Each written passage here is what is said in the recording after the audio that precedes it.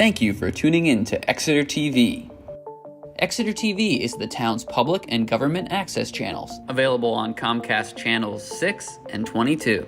Channel 6 is your channel. If you have an idea for a program, want to host your own talk show, or submit a film, we're here to get your content on television. On Channel 22, we bring you live and replay coverage of government meetings and other town updates. A third channel, Blue Hawk Media, is operated by SAU 16 and can be found on Channel 8, with all your school sports, events, and meetings.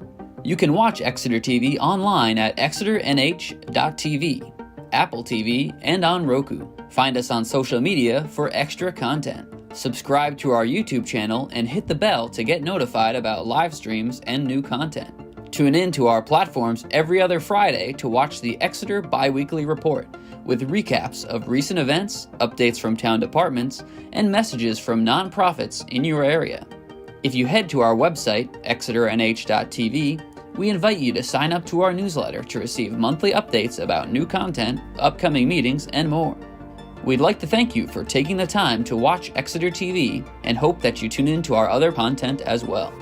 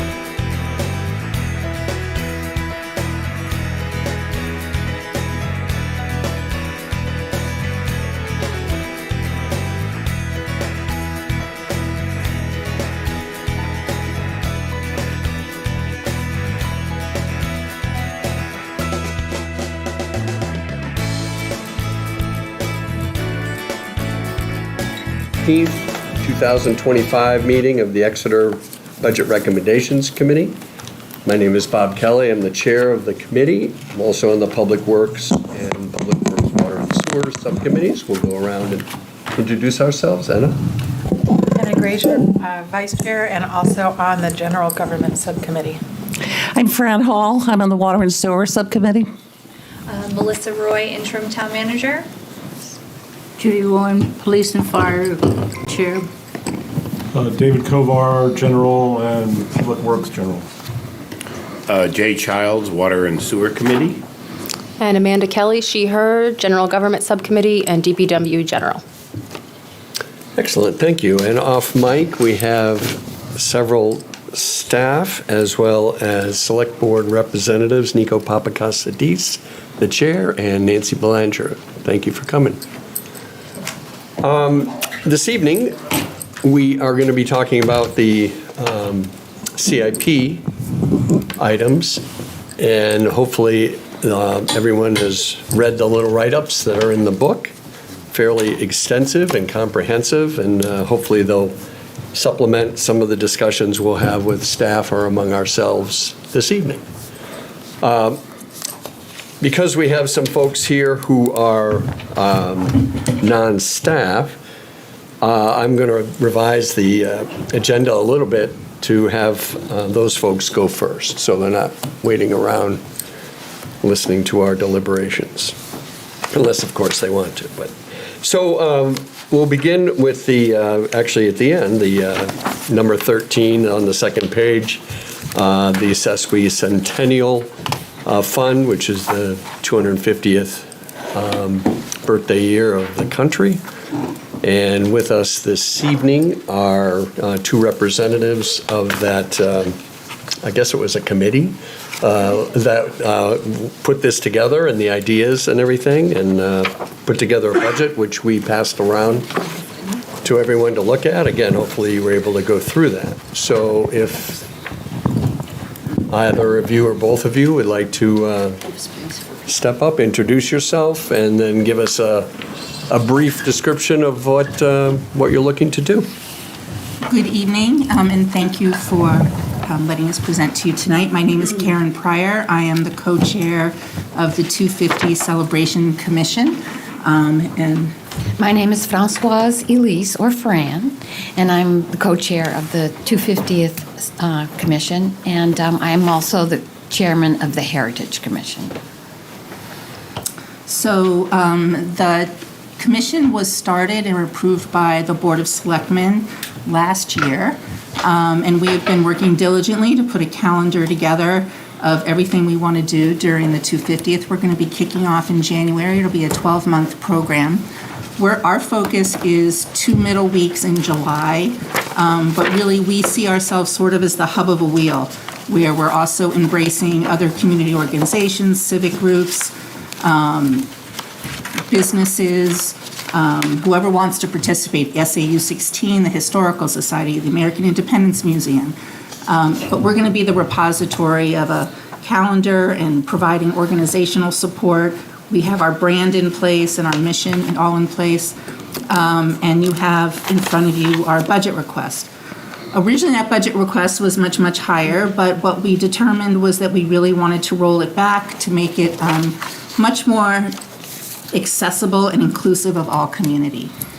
Even after cutting it back by almost half, we had our meeting today and unanimously voted that we would like to withdraw our request for funding, that we will fundraise on our own. And the reason we're doing that is two things. One, we still have $5,000 on hand from last year's funding that came forward. And we've also already raised money on our own without even really doing a whole lot of sponsorship and solicitation, which we will be doing in the coming months. So really, we've already have about half of our requested budget in place. And our goal is, particularly during this challenging time that we know the town is facing with funding, we want to be positive and supportive and welcome all to participate in this, and we do not want to have any negative impact on the upcoming budget, and we feel very, very confident that this celebration that will find community supporters. So that's it. Well, that's welcome news. That was absolutely beautifully said. Thank you. It was. Anyone have any questions? I had one, but it's a moot point now because it's really not our issue. But there was a $10,000 budget item for an intern for the summer.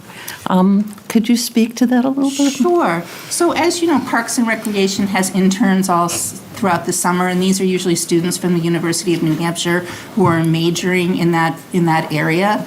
And we're still going to pursue that intern because there's going to be a lot of. We're only a committee of 6 people, and so to coordinate what we hope is a year-long calendar of events, we want to bring in a summer intern to help coordinate all the volunteers that are going to be stepping forward for these. It just struck me as a lot of money for a summer job. Yeah, but that covers also their taxes. It covers everything. So it's actually probably not going to be as much as $10,000. It's probably more in the 7 or 8. But we were being got it. Thank you. Being brought on it. But yeah. These people are very talented, and seeing that Parks and Rec is going to be a lot of their current activities that they hold, we're going to be piggyback on and embellishing them. Mm-hmm. We just didn't want Parks and Rec to take the brunt of all the work. And we're going to be paying them the same rate that Parks and Rec pays their summer interns. So we put that number in and it's probably going to be substantially less, but we just wanted to have a placeholder for that. And we'll be raising the money, and we currently have about half the money that we need. It's impressive, yeah. We So do just- have an impressive commission. We have the director of the library, the director of the Historical Society, the director of the American Independence Museum. So we have a lot of quality people that are lending their expertise and their time on this commission. Okay, any other questions? So originally, this was slated to be a warrant article that would be actually, the staff or our executive team had recommended that this be paid for out of fund balance. So to be clear, you're not going to be requesting a warrant article at this We are point? not requesting any funds. The only thing we would, in which Melissa Roy has confirmed with us, is the $5,000 that was appropriated last year Right. would carry over to us. That would be fine. Okay, well, I don't think that we have to vote on it since it's not being requested. So thank you for your good work, and we look forward to having a grand celebration Thank next you. year. Thank you for your Thank you. time. Thank you.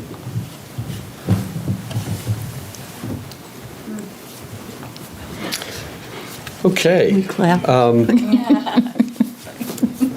So next, do you want to wait until Steve? mind I don't until Jen mind. comes? I don't mind. Thank you. So I was going to have the Pearpoint Park design, because in addition to Amanda, there were some volunteers on that, but we'll just start at the top until they come. So we'll go back to page 1.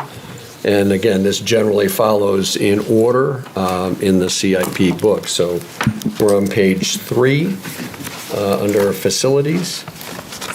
And that is the surface water treatment plant design. For many of you who have lived in town as long as I have, you remember in the mid-2000s, we had looked at upgrading our surface water plant on Portsmouth Avenue.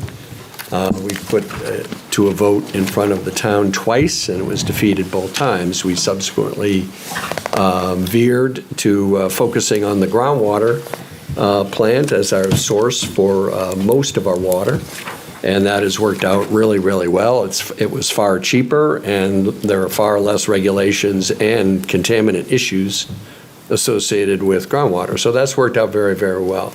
However, 20 years later, the Portsmouth Avenue plant miraculously has not gotten any younger. Although our public works staff does an amazing job of keeping that going. But the time is here.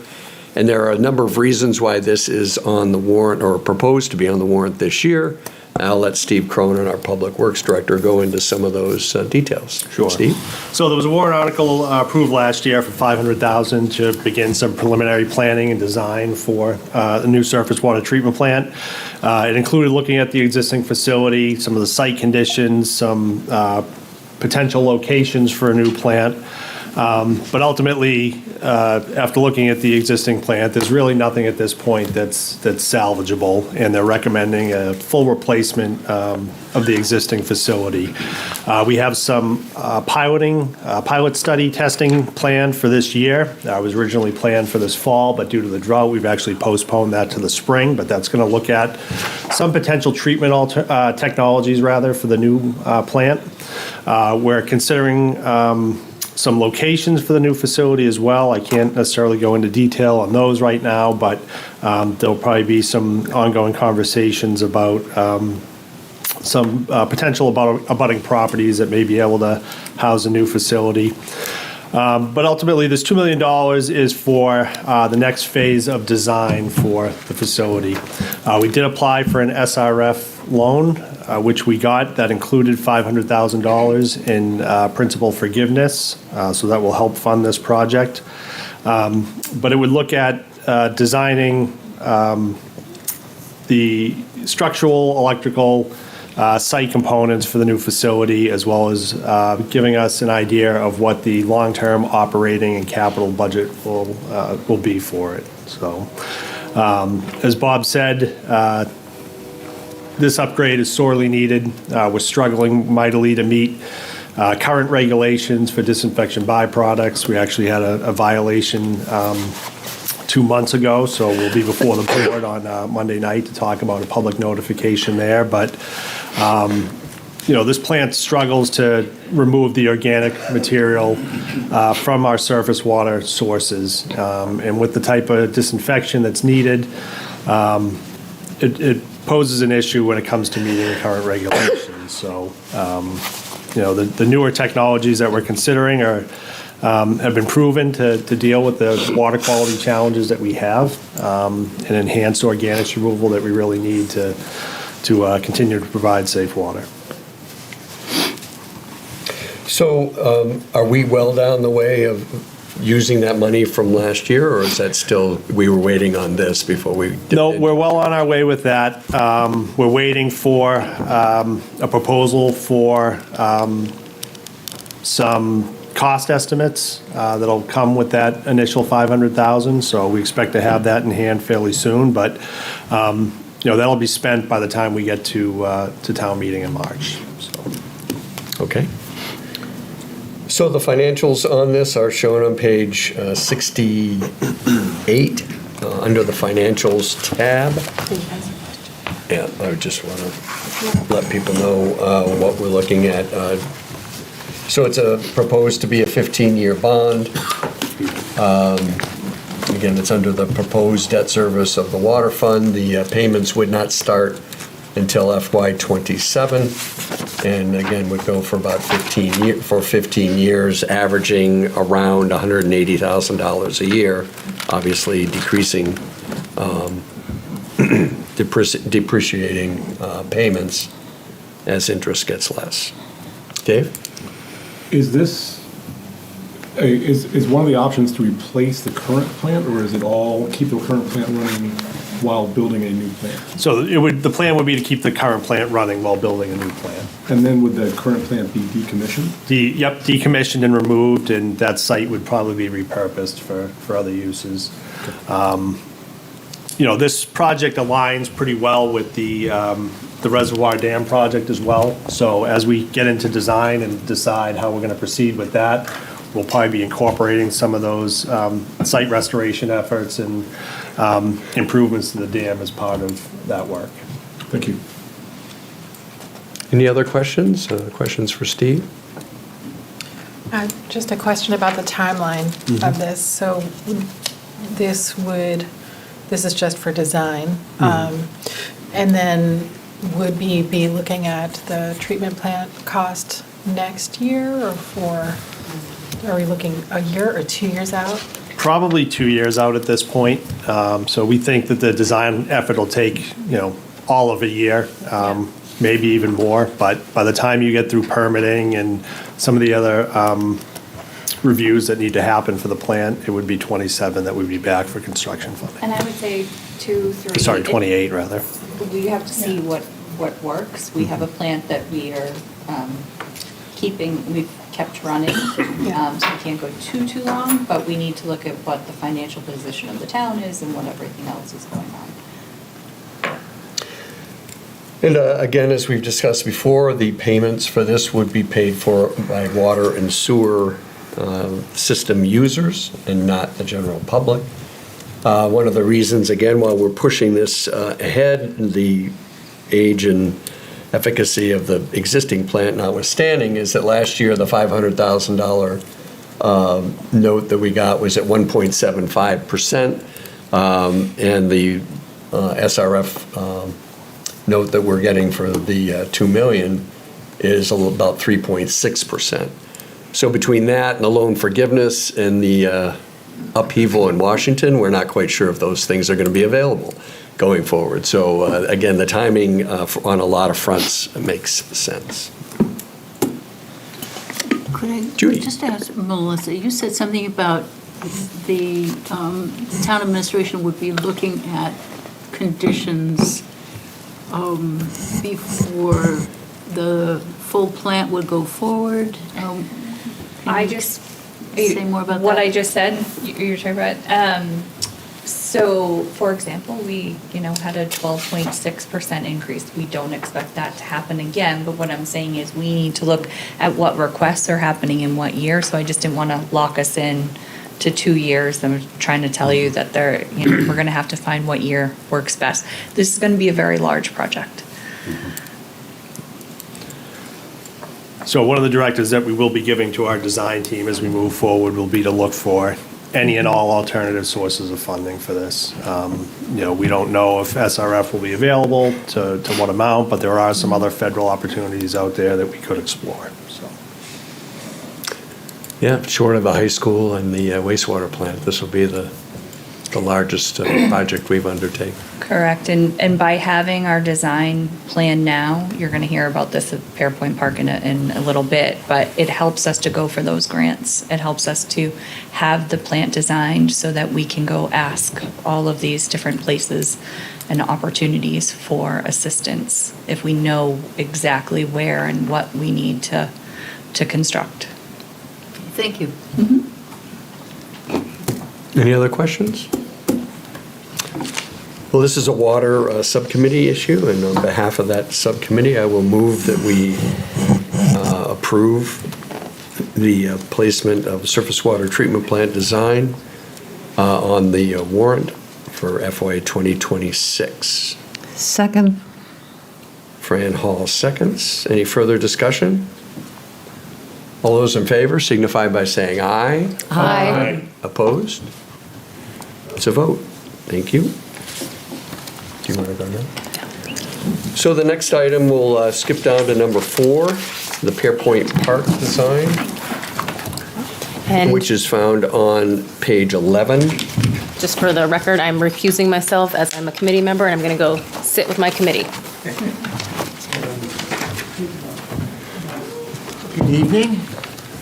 Amanda, why don't you grab a couple more of the microphones, just so everybody can talk without...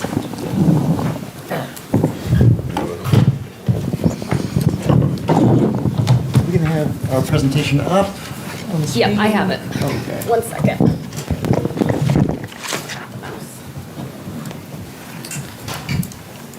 While Amanda's getting that presentation up on the screen, I'll introduce myself. I'm Steve Jones. I'm the chair of the Pearpoint Park Stakeholders Advisory Committee. Mr. Chair, committee members, thank you very much for this opportunity to present our request. Sitting next to me. I'm Jen Martell, and I'm a member of the Pearpoint Park Stakeholders Advisory Committee. And Jen, I'm going to ask that you give your professional qualifications as well. So I'm a landscape architect, a professional licensed landscape architect in the state of New Hampshire, and so we'll talk a little bit about some of the construction, sort of the design process and costs. And I'm Amanda Kelly. Okay. Jen, would you like to speak? Sure. So, as I'm hoping everyone knows, Pearpoint Park is a small 3,800 square foot site at 23 Water Street that was donated to the town. And we, the Pearpoint Park Committee was appointed to basically come up with a schematic design for the park and fundraise to build the park. We came up with 3 sketch concepts similar to the one you see on the board, did a bunch of public outreach, surveys, talked to abutters. We've worked for over a year on sort of developing sort of stakeholder consensus on a design for the park, and the design is what you see here. Should I run through it pretty quick? Yeah. Okay, so the park is small. It's what we call a pocket park. It faces Water Street, which is kind of at the bottom of the page, and the Exeter River at the top of the page. The white sort of linear structure that you see at the top is part of the old fish ladder that was part of the dam that was removed. That is owned by Fish and Game. The town does not own that. It's a small retaining wall. So we're not really touching that wall, but everything sort of page south of that is what we were designing. The design is what we call the Shady Bosque. It's essentially you enter the park in one location, and then there's a winding path that goes down to a large flat plaza that's like sort of the circular shape in the middle with a few trees. That's the Bosque. Down there, we would have some movable tables and chairs. It'd be just kind of a quiet park-like setting for people to gather, have their lunch, chat, grab a cup of coffee or whatnot. And then we also have a wooden decked overlook sort of on the riverside where you could actually go out and sort of get a nicer, closer up view of the water. The design is 100% ADA accessible in both materiality and in grade change, so we made really sure that we could accommodate all of that. Yeah, that's, did I miss anything? Other than this is a concept. It's a concept. Yes, this is not a design yet, and that is the request. Yeah. Yep, so these are just some quick visualizations. We wanted to get a sense of what it would look like, what it might look like from both the riverside, so like kind of if you're at the library side of the river, you would see the image on the top, which is the view of that existing retaining wall with the decked overlook structure on top. And then the image on the bottom is a view from Water Street. So you would see sort of a nice green area filled in where that missing tooth currently is. If we could have the next slide. This is my slide, right? Go ahead. We have a funding plan. The funding plan is in essence, $40,000 is the total budget, and we'll go through how we arrived at that 40K for design and engineering. 5K of that we have committed to fundraising, but I want to stress right up front that the goal is largely, if not perhaps exclusively, to fund this project through grants and donations. And we're being quite aggressive about that. The total cost, not up for discussion today, is $350,000 to $400,000. That's an estimate. But we will be applying for large federal and state grants to cover that cost.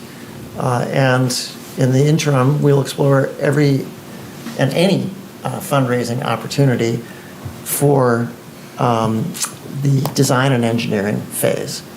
So the CIP requests one-time $35K, and that's about 10% of the project.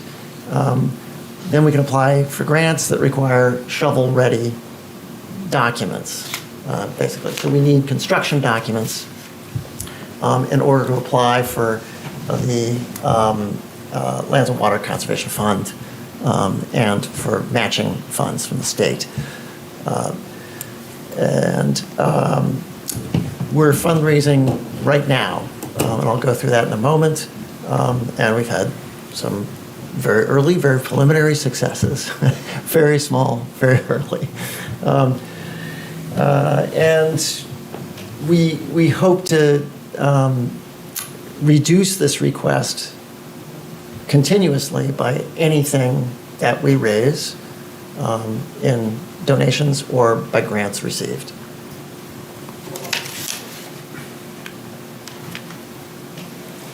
Is this me? Okay, Yeah. sorry, I didn't look at which slides I was supposed to do. So how did we, or what is the $40,000 covering? Essentially, we were given a site survey, which is a bit outdated, when we received the donation. So we do have a preliminary site survey. However, in order to actually produce construction documents, we will need an updated, more detailed survey, including topography. So we need to spend a little bit of money on survey updates, and then the rest of the design fees are to hire a landscape architect and as a prime consultant with a civil engineer providing some support for things like stormwater management. We anticipate that cost to be about $35,000. The scope of work for the landscape architect and the civil engineer would be to basically do a design development phase of work, which is where they will take a look at that schematic and basically start to really fine tune what the materials are, what the grading plan is, what the cut and fill needs to be, and most importantly, what the cost, really, do a sort of more solid cost estimate for the construction. And that would be a back and forth process, obviously, with the town to kind of go through options and make some decisions. Once we have the design development package, that's what we could use to actually go after grant money and really figure out how much of the total project cost we can get through sort of larger grants. Once we sort of know about our grants and have a solid budget, the landscape architect team would then produce the construction documents. At that point, there may be some what we call value engineering, which is basically, maybe we can't afford everything we wanted in the first phase because of our grants, or maybe we can get more. So that's when they would actually finalize what's in the document package so that it can go out to bid for construction. And the money also includes design review meetings with the town, which I think I mentioned. And, reasonable revisions. We can't go back and say, design the Shady Bosque and then turn around a month later and say, actually, we don't want that one anymore. We want to do something completely different. But that's essentially what the $35,000 would buy. And the next slide is the method or methods. I believe there were questions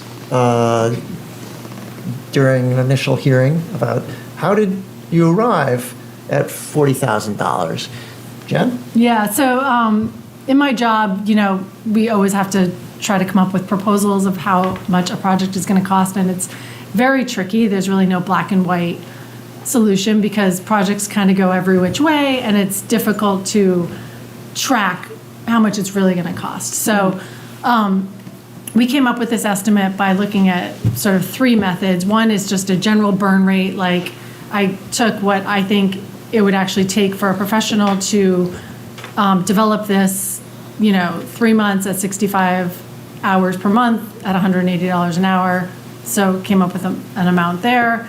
A percentage of construction cost is another way we often look at projects. Like you can kind of typically say that the design fee is about 10% of the construction cost. So we sort of looked at, a typical park like this might be about $100 a square foot, 3,800 square feet. We're looking at $380,000 project, so the design fee is 10% of that.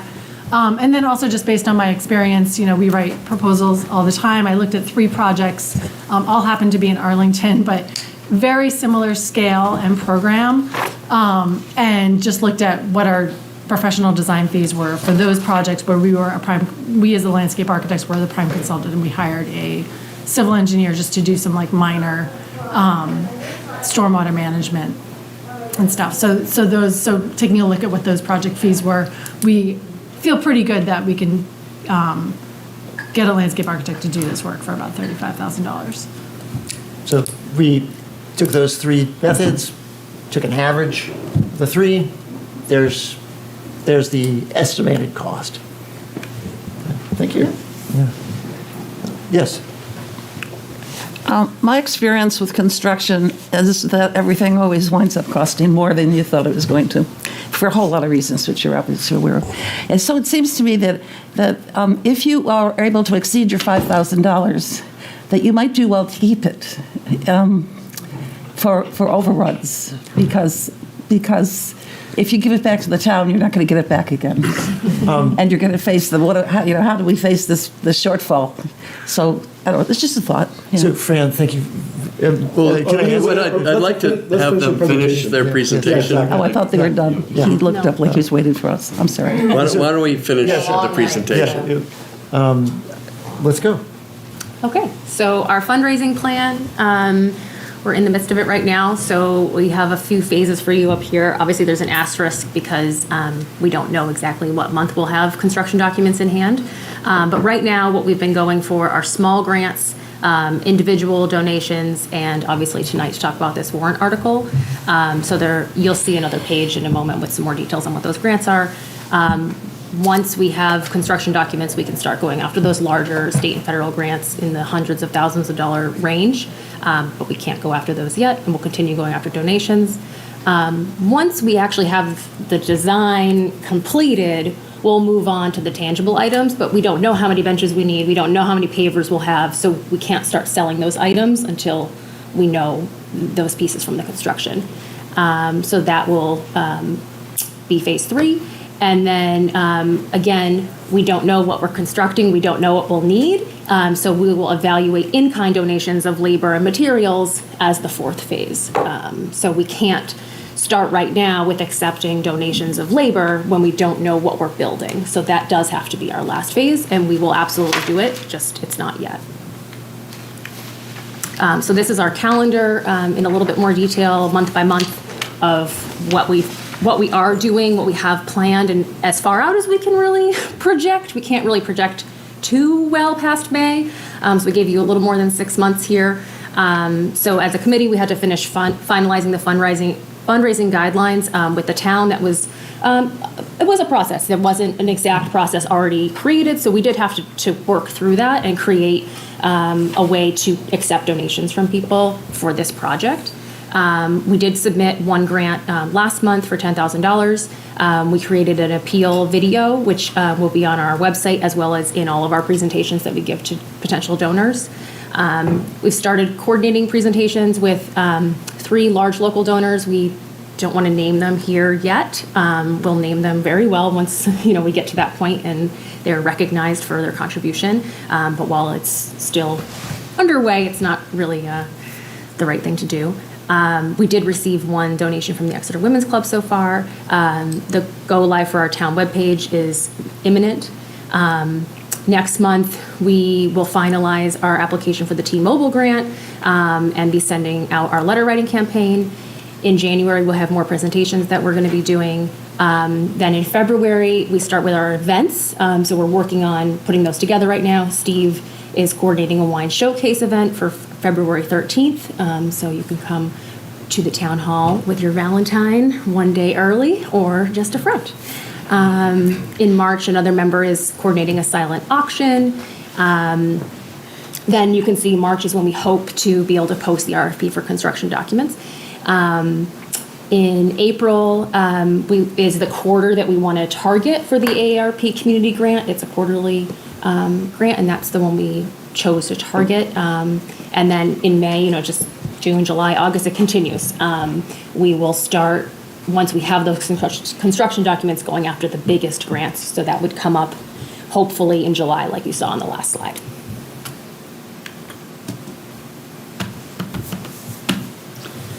Thank you. Did you have anything else, Fran? No, that was just Dave? my comment. I am a huge fan of this, and there's a but coming. So I'm a huge fan of this. Your work has been high quality, design, and community engagement, all that. I'm having an emotional reaction, twofold. One is I feel a little bit sandbagged. It's like I'm wondering why this did not come up earlier in the process instead of coming now. What do you mean by that? That's the lesser of the two things. The bigger one is we started off this meeting 2 months ago with we have to be as careful about spending money across every single department. And every budget meeting, subcommittee meeting we've sat in, I've heard from everybody involved that they did everything in their power to shave off $1,000 here or $2,000 here, and that all adds up. And also, we're hearing from the residents, including ourselves, like, we have this enormous tax increase, potential tax increase, budget increase. $35,000 is a lot of money. And I'm concerned about the optics, both for everybody in the town who spent the last 2 to 6 months shaving their budgets down to save money, and also how are we going to explain this to the taxpayers? How are we going to explain it to them? They're not getting something that they want, but they're getting a part that they don't want. And I'm happy to be convinced. I want to vote for this. But given all the optics and all the meetings I've sat in, I have a very hard time doing so. Anna? I have a question about the fundraising, especially the early phase of fundraising. In the previous slide, you had a list of opportunities that sound fairly optimistic, maybe appropriate for this project. Are any of those intended to supplement this $40,000? Exactly. Yeah. They would supplant it, in other words. Right, They okay. would reduce the taxpayer burden accordingly. So fundraising for this portion for the construction documents actually is looking optimistic, or? Okay. Yes, our goal is, to your point, to shave as much off the cost for the taxpayer as possible, and potentially entirely. That is the goal. I absolutely commend you for that. Yeah. I really, from my heart, commend you for that. I will tell you from my heart also, I would be far more willing to make a larger donation if you don't ask for the town for this money. That's the way I think. It's like,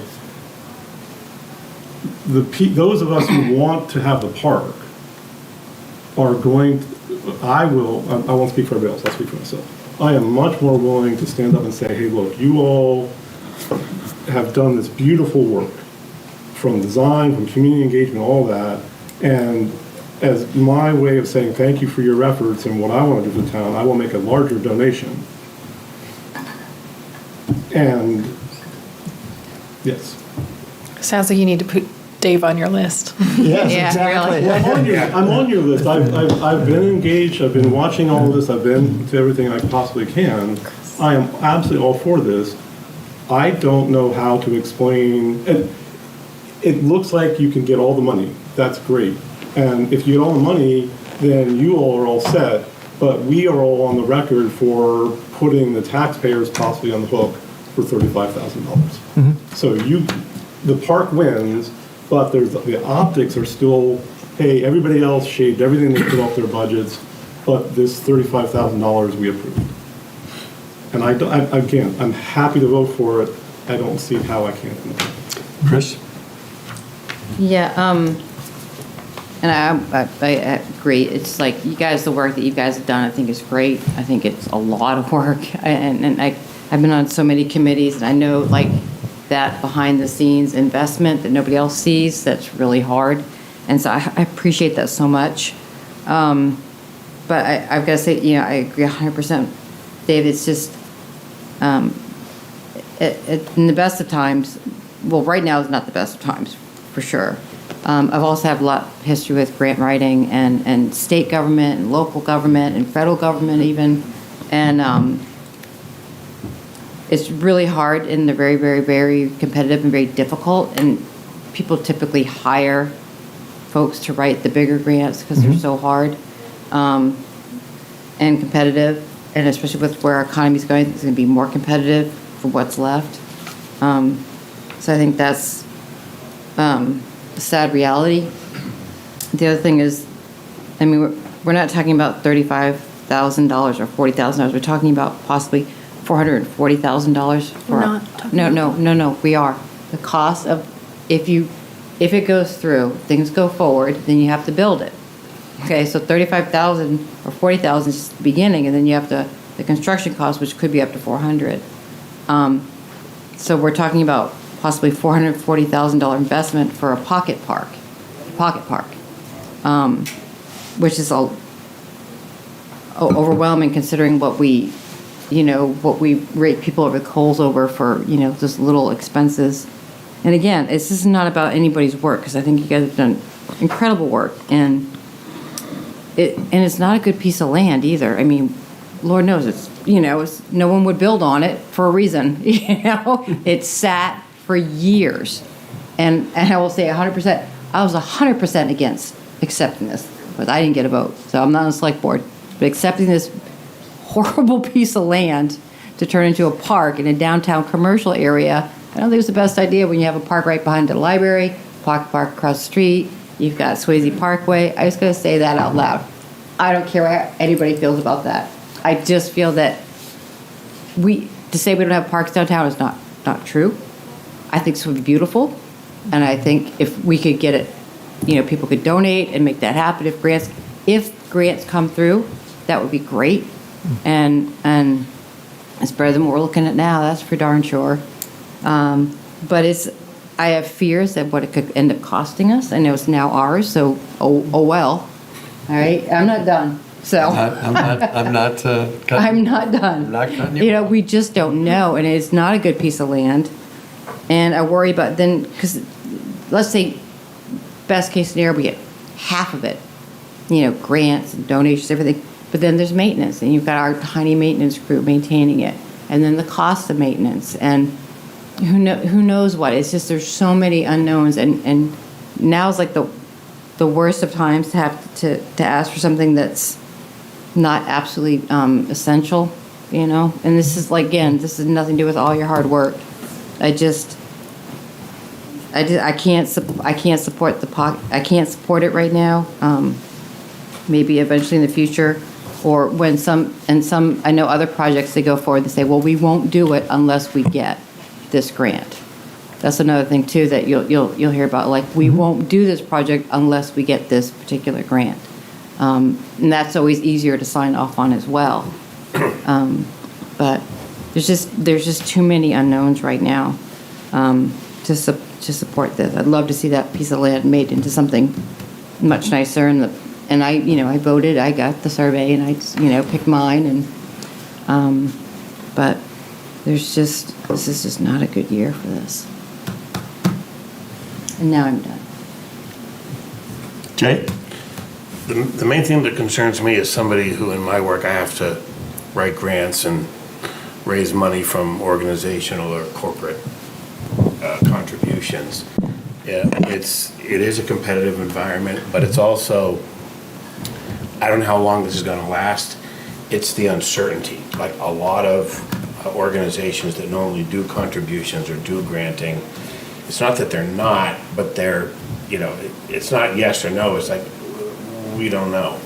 We don't know what the landscape in the economy is going to be. And so that's one of the things that really concerns me, is things that would seem to be projects that I've had granted without a problem in the past. Now it's like, well, I'm not really sure. And that's not a yes and that's not a no, so you go on. It's just, it's a very delayed, uncertain process. So, I'd love to see, it's now a trivia question. Exeter Jewelers used to be there, but it's been empty for a long time, and it is sort of a sore spot. I love the idea, but I'm concerned about the ability, even though some of these don't seem all that large, to even facilitate getting a lot of these grants or contributions. So to refresh our memory, and maybe anyone who didn't have anything to do at 7 o'clock on a Tuesday evening, when did we actually get this land? December 2023. And when were you guys formed? We were formed in June of 2024.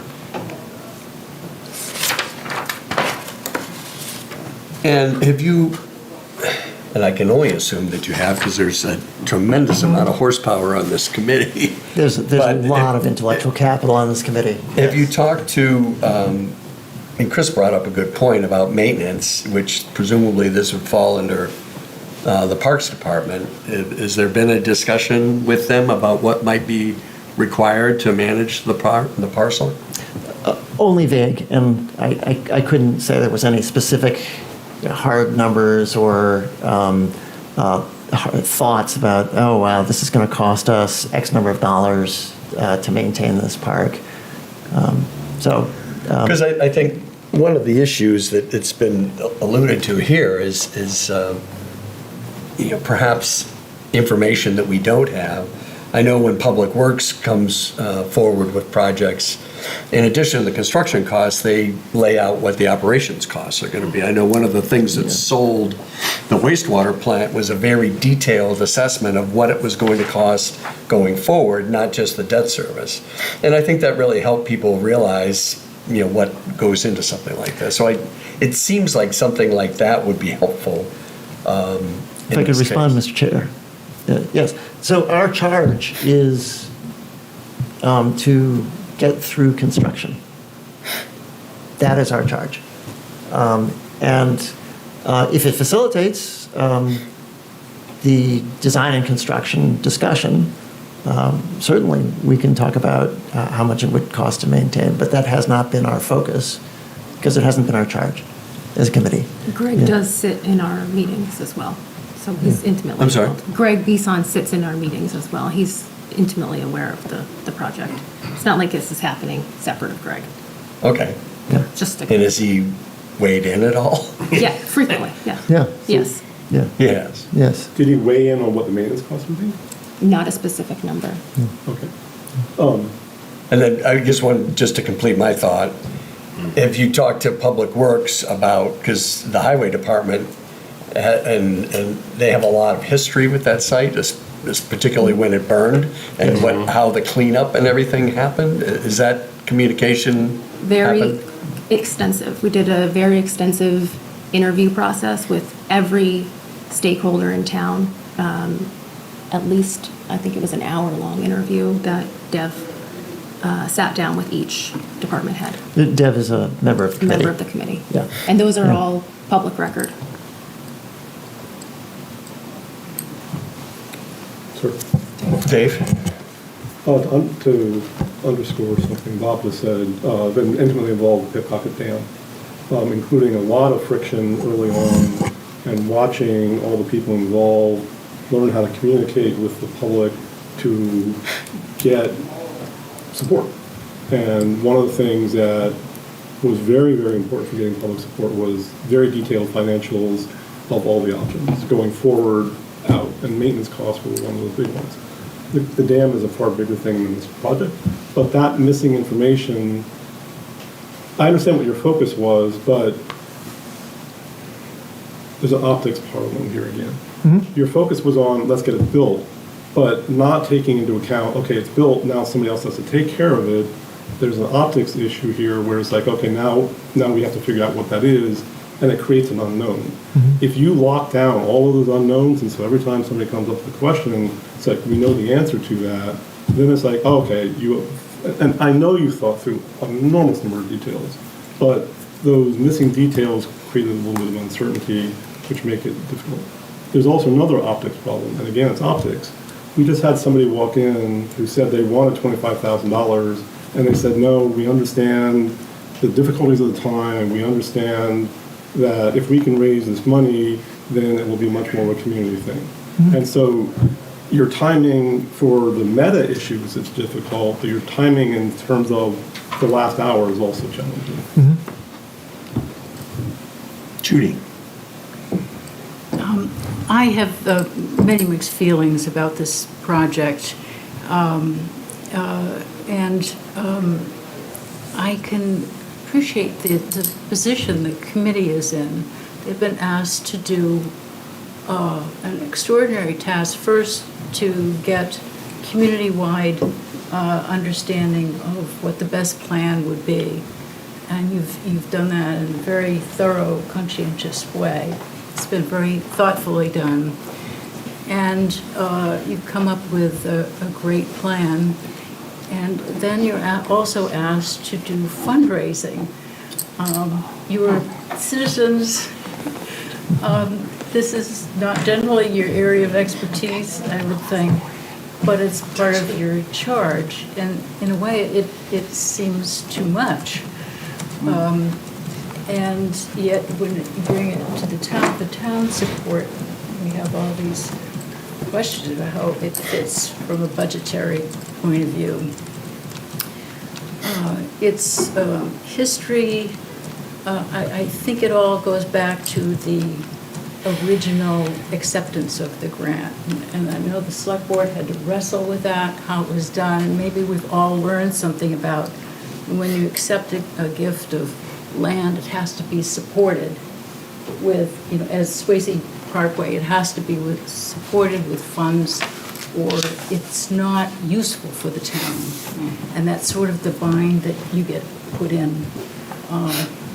You're asked to do something that isn't really your area of expertise, but yet somebody's got to do it. Somebody's got to come up with the money. So I wonder if it would be more meaningful at some point in the process to develop a Friends of Pearpoint Park committee that would go out and fundraise and arrange for maintenance and so forth, so that it would fit in with the original acceptance. The select board did it in large part because there was this community outpouring of support. And how are you going to say no to that? So I think with the community outpouring of support, a community organization might be a better way to go, to form a Friends that would then do the fundraising and arrange for the maintenance, a payment, sort of a Swayze Parkway kind of arrangement.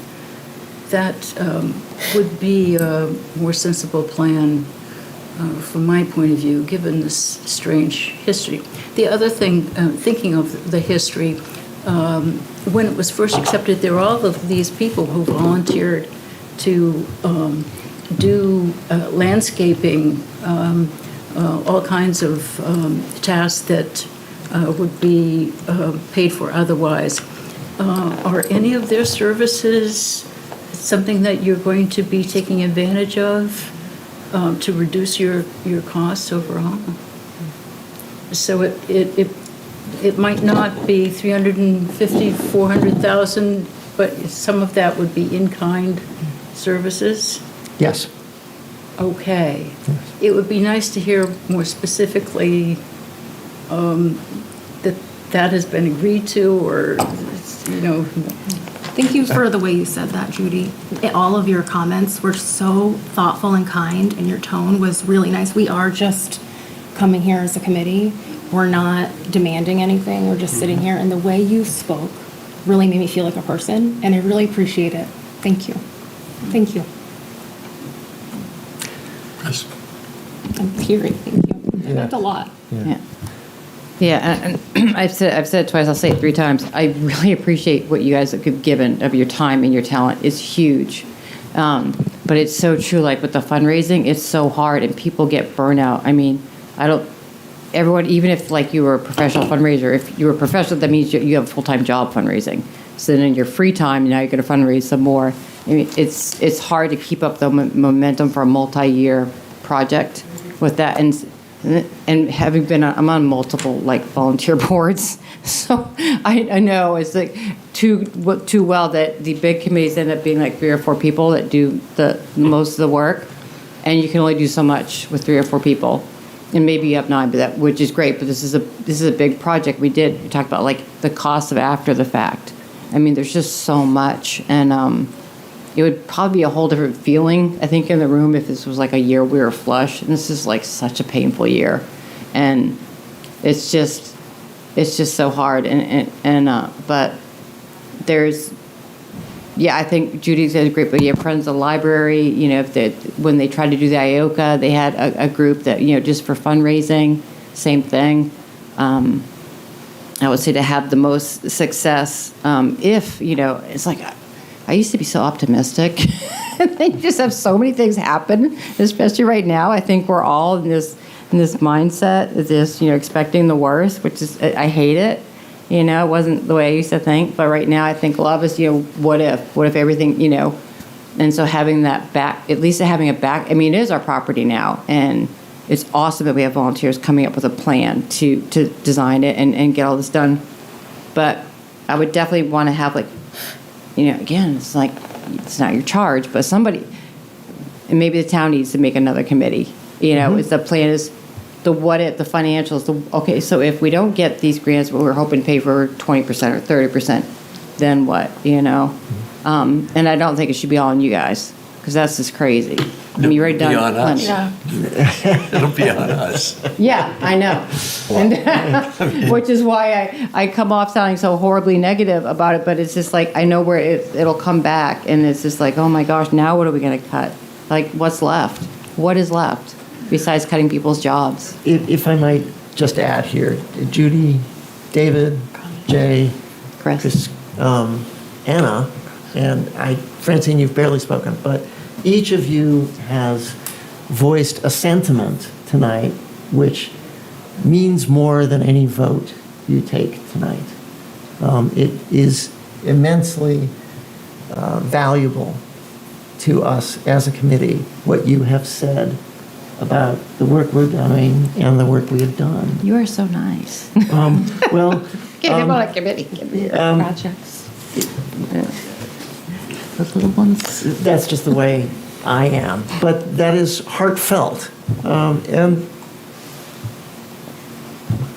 I am confident that you will do your job, and we will do the charge that was given to us, and that's where things will lie.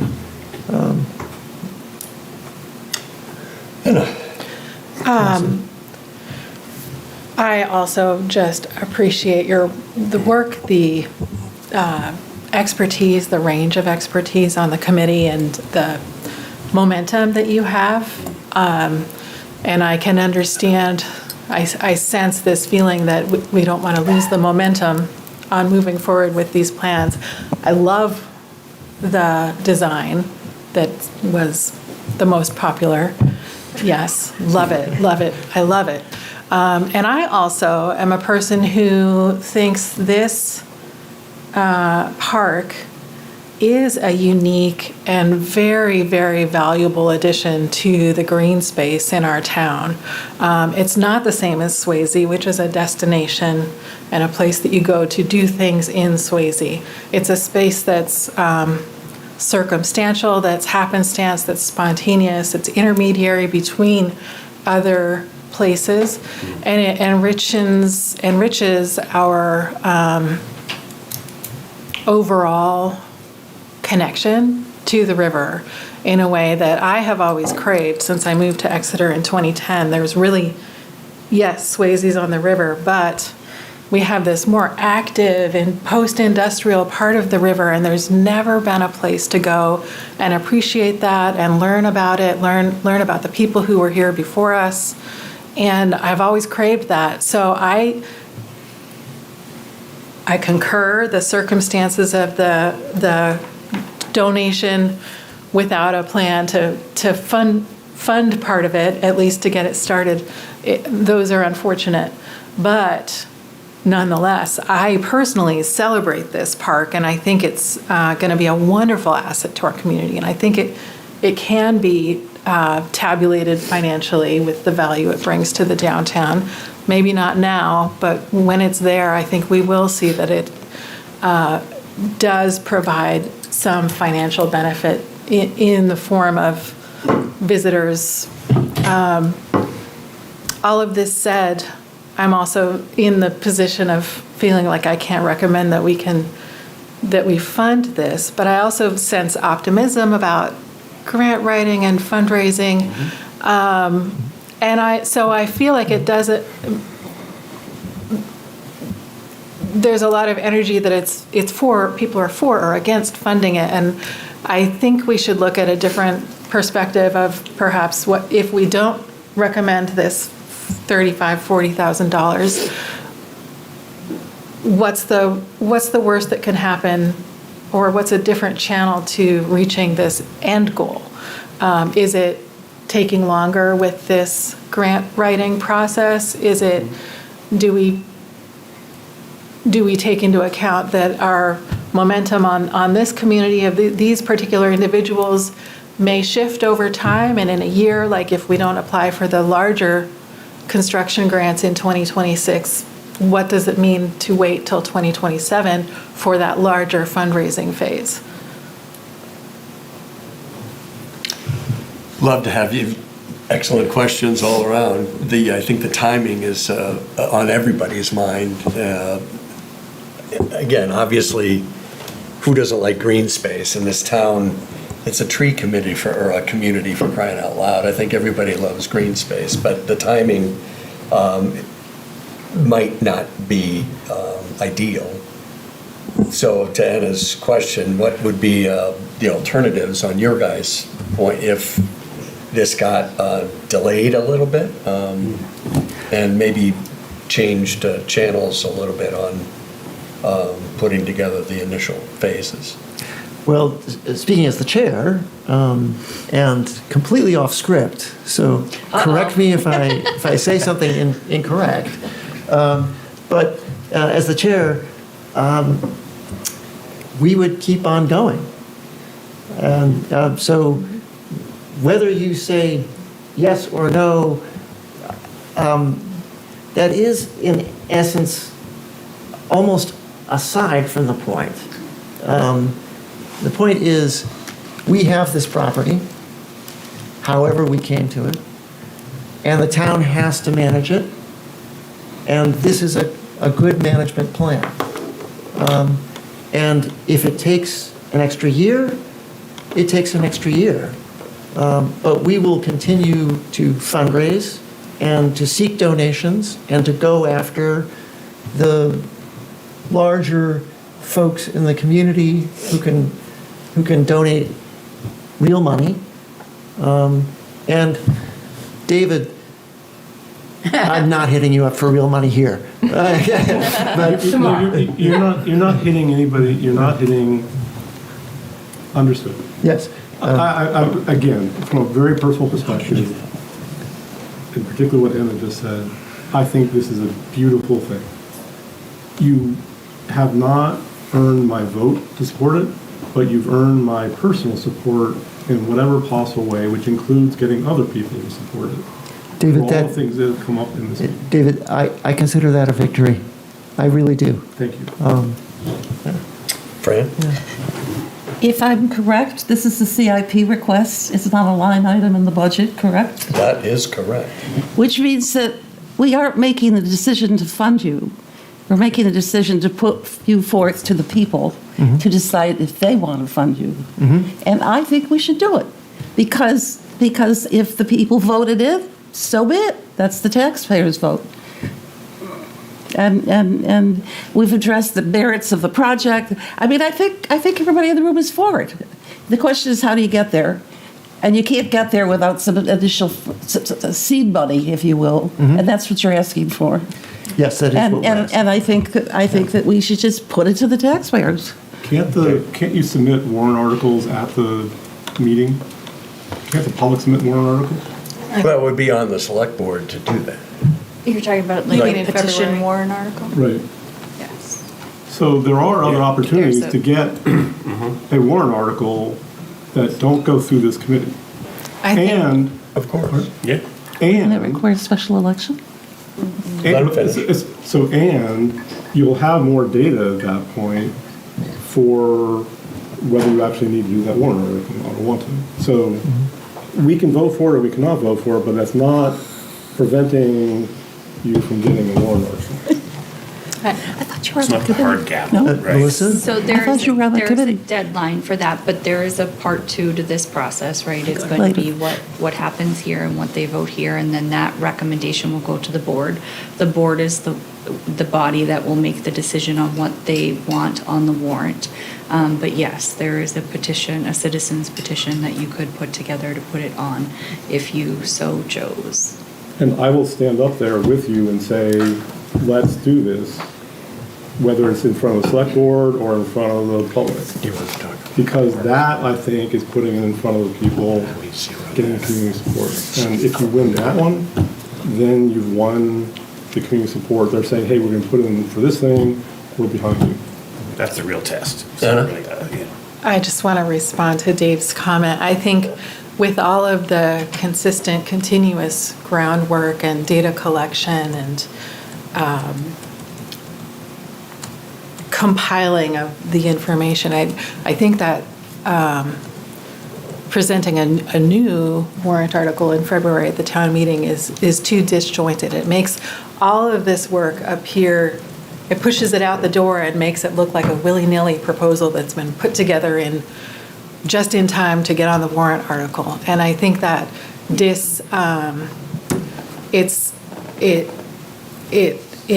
it harms, it doesn't respect the work that the committee is doing. Okay. I'm struck by something you said, Steve, about how you would soldier on despite whatever might happen here tonight. And I applaud all of you folks for that mindset. It brings to mind a few years ago, we instituted a sustainability committee, which is a viable standing committee run by volunteers, as most of them are in this town, just like yourselves. Just like, well, we get voted in, but it's somewhat capricious. At any rate, they came to us after about a year after formation and wanted some funding for some things that they wanted to do. And, we had a lively discussion at the time and effectively said, it's too soon. You haven't developed your plan and your program to the extent that we are comfortable with doing this with taxpayers' money. This sort of seems like a similar situation where it's a great project, nobody disputes that. You guys, I have a lot of envy with the committees that I sit on, not this one, with the horsepower that you have. It's spectacular. And with that horsepower, it seems to me that you can spend the next year really knocking this out of the park. And I think, especially to Dave's point, but everybody's point here, without the taxpayers feeling like they got sort of roped into something, within a year of the idea coming up. And it just seems like the timing might be a little bit early, and I think people would like to see maybe you roll up your sleeves a little bit and then see what happens. And if you're as successful as your presentation indicates you probably will be, then I think everybody will feel really good about this. But yeah, it is. I mean, just looking at our CIP tonight, we have, typically our Parks Improvement Fund, which, this would normally potentially be part of. They usually ask for $100,000 a year, and we put it into a capital recovery fund. Their request was downgraded to $50,000 this year because of the year, and now it's zero because of the year. And they don't have a lot of money left in their account, but they've cut effectively $100,000 off of their own funding because, the optics aren't great. And it just seems to me like that might be the situation here, that spend another year, get that fundraising rolling, and I think everybody will be happier down the road. Judy. This has helped to clarify my thinking anyway, that if you were able to continue your fundraising and get the design engineering work done, so when you came back, we would really know what we're dealing with. It would probably be for bigger money, but when we present it to the taxpayers, at least they would know more specifically what they're getting into, what it's really all about. And you would have the specifics from all the various professionals involved. It wouldn't be all on your shoulders. Once you did the fundraising and arranged for the design, it would just clarify the whole situation. Or it goes to the select board and they take Fran's point of view, we'll submit it to the voters. Either way would be fine. It just seems like if you could do a little bit more of the fundraising, get this initial design engineering piece done so the construction plan is specific, it would help everybody get their arms around what's being asked for. If I could. Can I speak? Yes. I really appreciate that point of view, thank you. I just want to clarify, since it's an official meeting on the record, we have no intention of coming back for any more money. Just to clarify, we fully intended, and we just can't promise that, but we don't intend to come back to the table for more money. So just so you know, I just want to make that clear for anybody watching. There will be no intended comeback for the 400,000 remainder. Well, that's a great point of view, and I find it really hard to sorry, we didn't make that accept clear once it's town property and a project has begun, it would need to be finished. It will be finished, we intend, by grant money and donations. We don't intend to come back to this body at all. Just want to clarify. Correct? Melissa? Nope. Yeah. Did you need me to, sorry. No, it's just that, yes, goal is to be largely, if not perhaps exclusively, grant and donation funded. And that includes construction. Yeah, Thank you. yeah. That's our goal. Yeah. We've taken a huge amount of time, Mr. Chair. This is important. I mean, the dollar amount, unfortunately, is not commensurate with the discussion required, and we wanted to give it its full vetting. So that's what we're doing, and intend to continue that. Does anyone have any thoughts on a motion?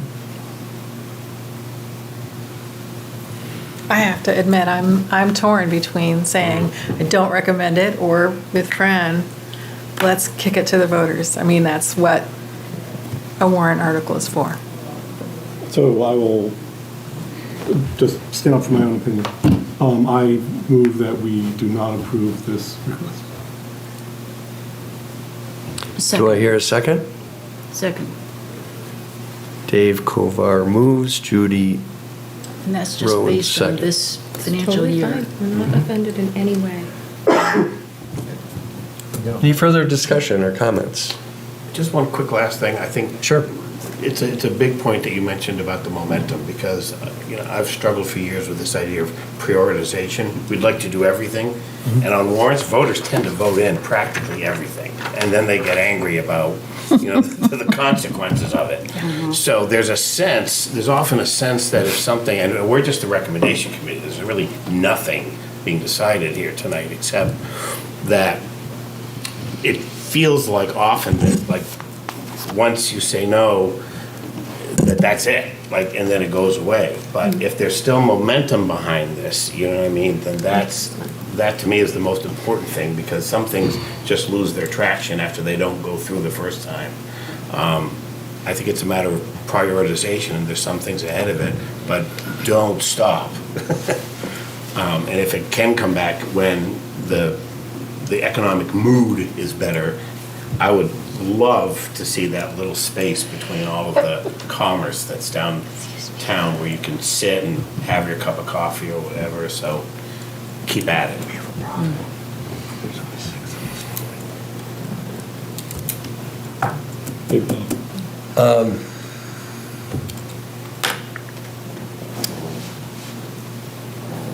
I am not, I'm sorry? We only have 6 people voting. Can we vote? Amanda's recusing herself. 1, 2, 3, 4, 5, 6, We have 7. 7, okay. All right, Sorry. thank you. That's a good question. Yes. Oops. After all this? Are you kidding me? Let's get somebody on the phone. It's going to be Okay. Wednesday before. There's been a motion and a second to not recommend placing a $35,000 request on the warrant. All those in favor signify by raising their hand, aye. Aye. I means not recommend. Yes. Move to not recommend. Negative. So that's 6, and nay, opposed? Fran. So there we go. So 6 out of 12 is not a majority. 7. But only 6 people voted yes out of a committee of 12. Don't we So just it's- need to so base it's- it on the quorum? You had a majority voting. It's just but the quorum for the 6 to 1. So it's 7. You have So to it's vote. just who's here tonight. Correct. Got it. Okay, thank you. Oh, yeah, one abstention. I haven't read my Roberts rules in ever. She recused, she didn't She abstain. recused, Yeah. but it's still, that's an option. Okay. thank you for your time, and Thank you for yours. we wish you Yes. And thank you for your kind words. Yes, thank you. Take care. Thank you. Hi.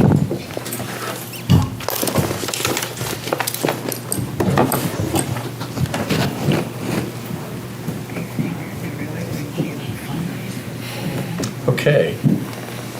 Let me answer that question without Mike. The next item is the Parks Improvement Fund, which, I'm sorry. Now we just lost a quorum. No, we still have 7. No, we don't, because Amanda left. No, I just want to Yeah, you still have, what is wrong with me? Yeah, you have 7. I just want to make sure before you. Unless I leave. 3, Yeah. 4, 5, 6. End this We only have meeting. 6. Right, so we had 8, now we have 7. Correct. We had 8, we 7. Right. No one leave. Let's get this. There's 4. Well, let's- Yeah, there is. 3 of them. Pick up the pace then. Skipping over, Jay. Pick up the pace or I'm out of here. Okay. I'm tired. So the Parks Improvement Fund, I think Steve is being. the original request was for $50,000, and that has On the inside. been requested to be reduced to 0 by by Greg Bisson of the Parks Department, so that will not be on the warrant. We do not have to vote on that. The next item is the ADA Improvements CRF on page 9 of the book. We fund this on an annual basis and helps build up a fund to chip away at making a 350-year-old community handicap accessible. Any discussions? If not, I'll entertain a motion to put this on the warrant. So moved. For Second. 2026, Anna moves, Dave Kovar seconds. And just for clarification, the executive team has proposed that we still have to vote on it, but would be paid for out of fund balance, not out of new taxation. Been moved and seconded, all in favor signify by saying aye. Aye. Opposed? It's a vote. Next item is pedestrian improvements on page 13.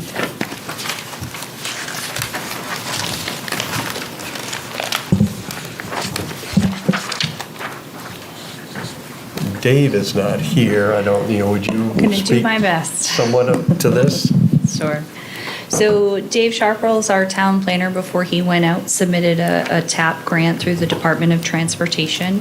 And we found out in the middle to late August that we were accepted to be included in the Governor's Advisory Commission's intermodal transportation for funding, and to be included in their 10-year draft plan. It does not become final until governor and council, and we won't know that until the summer of '26. However, in order to do this is an 80% funding project, which means we have to match 20% of the project. So the way that this would go on the warrant would be to put the total amount on. I think the project was about 103 million. Our portion of it would be about 266,000. We have to put the entire amount on the warrant, and basically it would say, as long as we received this grant, we would move forward. If we don't receive this grant, we would not move forward. And this is to improve the sidewalks and pedestrian pathways over, I'm going to say this wrong because I'm over by Railroad Ave, Winter Street, and Front Street. And the financing on this is shown on page 67, the second item down of the proposed debt service. It'd be a 5-year bond, averaging about $58,000 a year at a 3.24% interest, with the first payment in 2027, and that would be for the total of $267,000 and change that we would be responsible for if we get that grant. Corey is telling me that there might be an error. He's saying, no, it would be from taxation one time, that was an error. So I think maybe something in the funding sheet isn't correct. And if you unmute him, I believe, or if he unmutes himself, he can explain it. That's why he's right. Hi, folks. Unfortunately, Corey's sick tonight. I probably should have started the meeting, so he's zooming in for us, even though he's not feeling well. I think I put it in the amortization schedules first, but then realized I also had it in one-time spending. So the plan would be from taxation one time for $266,000, not bonded. Sorry about that. Thank you, Corey. We have a financial god.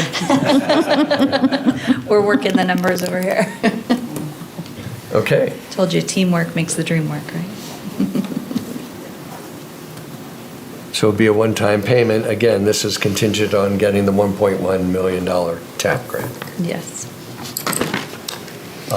We'll entertain a motion on the disposition of this warrant article.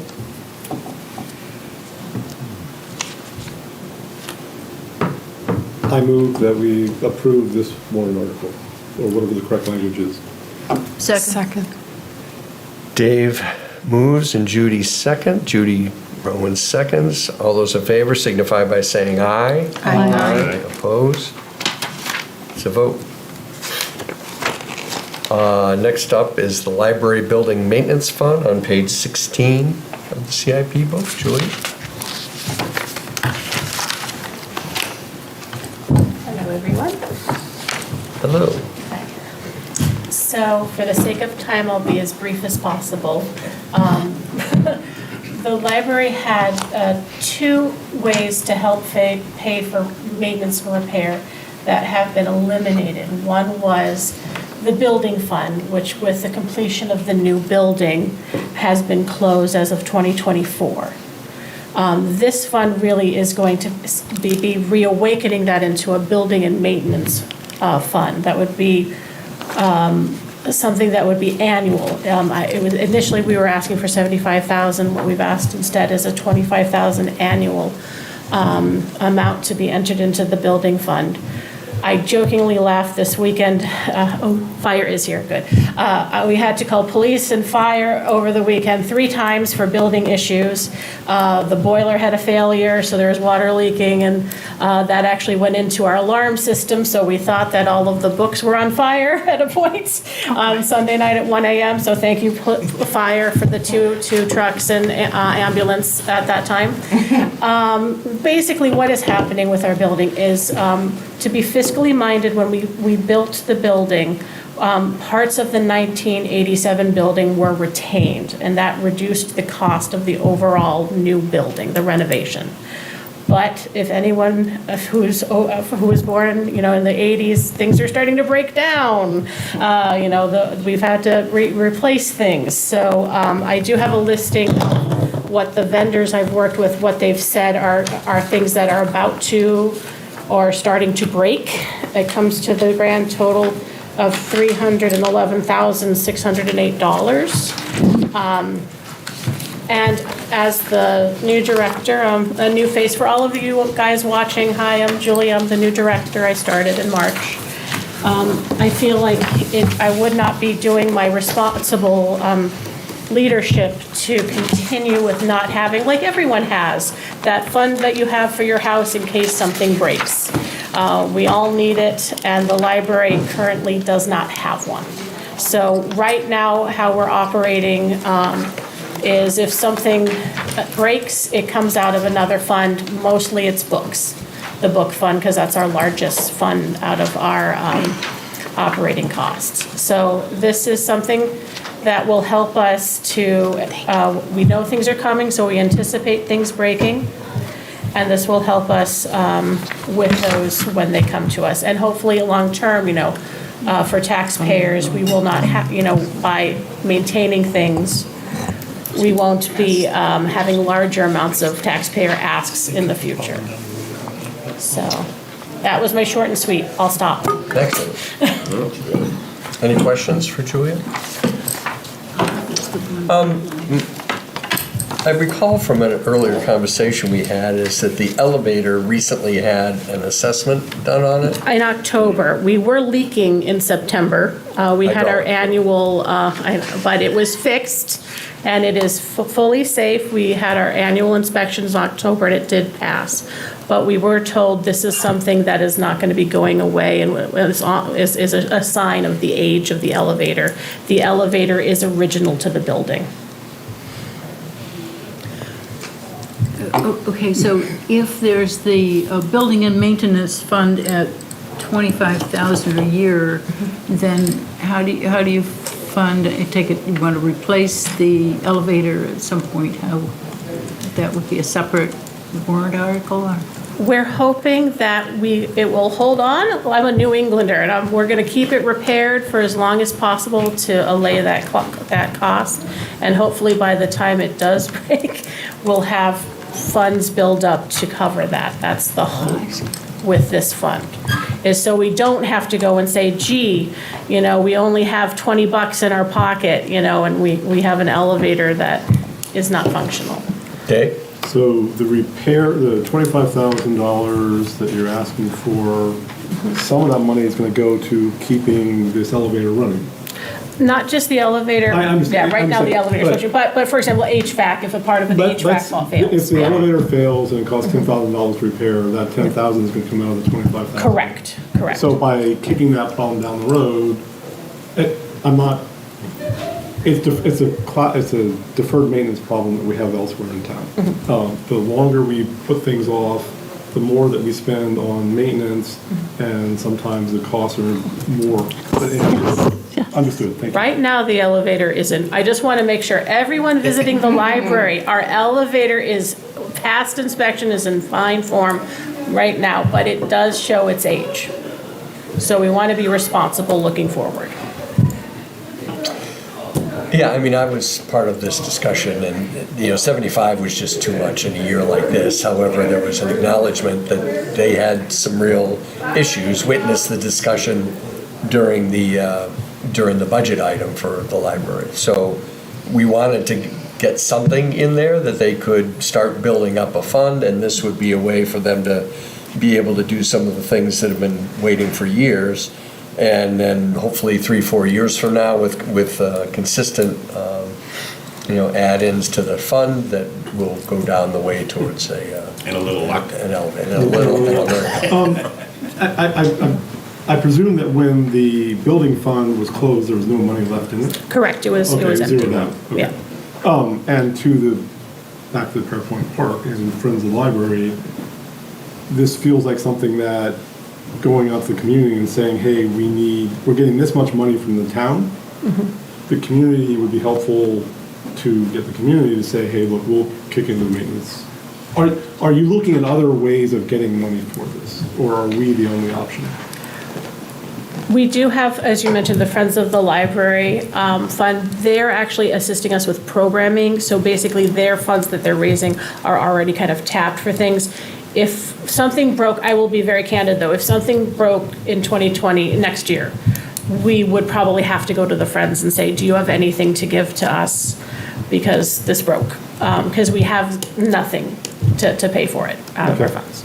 Thank you. That would be pretty sexy, though. We need a new elevator. Yeah. So I'm not sure if I'd say sexy, Bob. We're being asked, Frightening, maybe. Sort of like a park. Frightening, maybe. we're being asked to not only support funds, but actually to support the opening of a new fund, the maintenance fund. It would be a reopening of what had been the old building fund, but would be establishing a maintenance fund, and then we have to decide how much to put in it. Is that correct? Yeah, I mean, in hindsight, Recommendation is 25,000. closing the fund before, knowing that parts of the building were still from the 80s, was probably, and it was not on Julia's watch, so I'm not throwing her under the bus, but it was probably premature. And so, probably, I stress, that word without knowing all the details, but, there's clearly still things that need to be fixed at the library, and this is a way to start the process up again. So I'm happy to vote for it. There's an optics problem, just to get it said. We just said to the Pearpoint Park people, hey, the optics here are difficult. The optics here are difficult. Internally, I can justify it and I can have that conversation offline. Except this is a 38-year-old facility. Right. That we're trying to bring. As I said, I'm trying to actually defer costs for taxpayers. As I said, I can reconcile my difference of how I'm voting one versus the other. There is still an optics thing that has to be clear. We have to prepare for it. So I'm happy to vote for it. Bob, if I may, just to clarify, Julia, the building fund you're talking about was not held by the town. It was held by the library. It was held by the trustees, So yes. just so there was no library building fund that the town held. So we would be creating a fund, a maintenance fund for the library. Okay, so that I does just want to raise- make sure that we. The town would help manage? What? The town would help manage? We can't, well, the trustees of the trust fund would hold the fund, and the trustees of the libraries would be the agents to expend.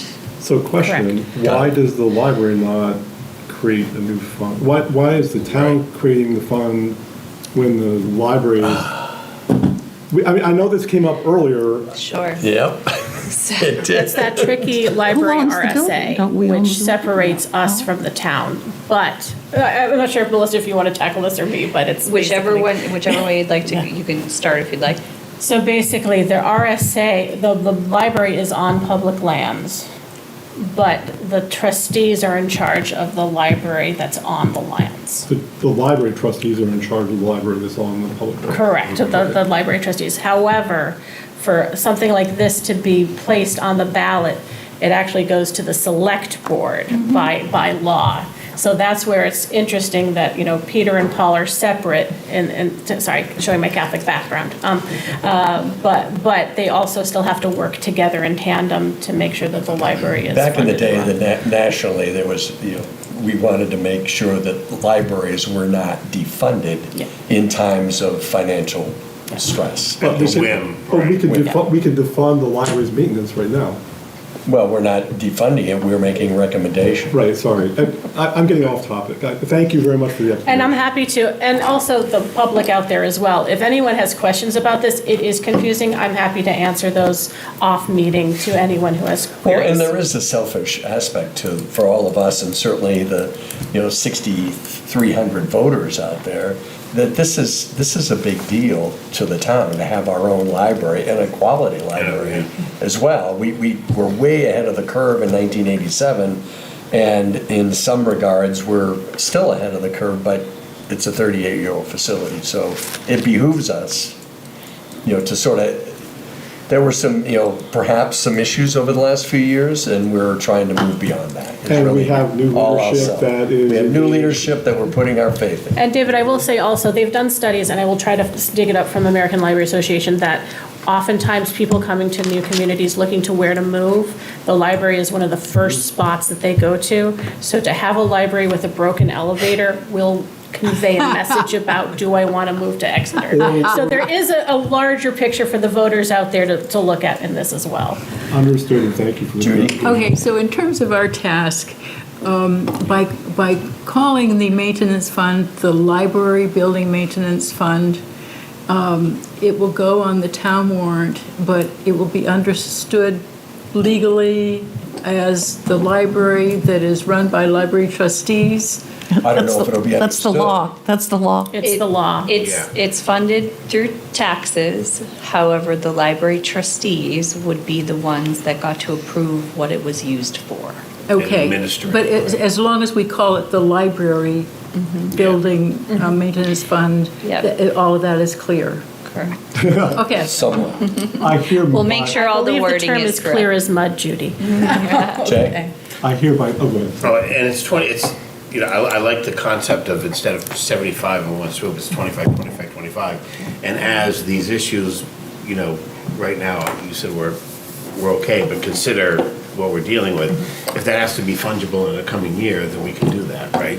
We can increase Oh, yeah. That, right, I mean, I think this. We is could a good- decrease it to zero. Yeah. I mean, so we this is a could, good we could do baseline. that for And this. Just keep, keep providing the data with the elevator and these other older systems, and we'll address it even closer. And I did clear this with Peter Lennon, that the type of trust it will be, and it will also be the one that has the dual thing, where the municipal will be kept separate. So if we wanted to have a donated fund, like say the Friends wanted to join up, that would be how we would create it. I did talk to Peter Lennon about that, so I forget it starts with an E, I forget. Expendable trust. Thank you, the expendable trust, So there is a Peter, is there also a Paul?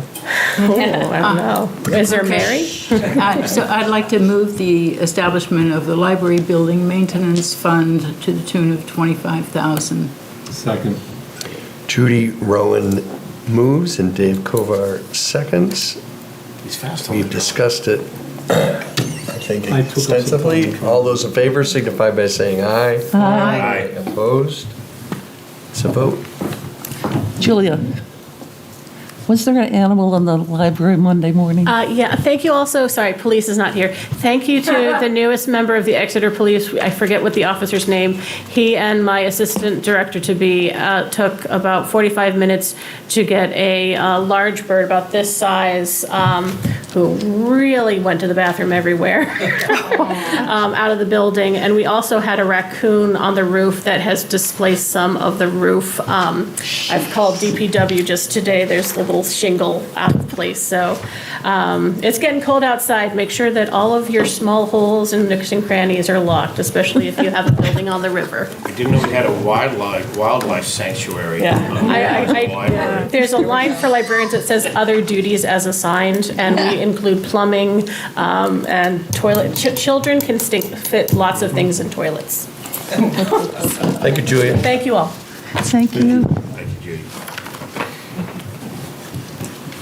Okay. So the next item is the Great Bay nitrogen permit / street sweeper. The nitrogen permit is described on page 22, the overall program, and the street sweeper, specifically, the piece of equipment is discussed on page 60 under vehicles.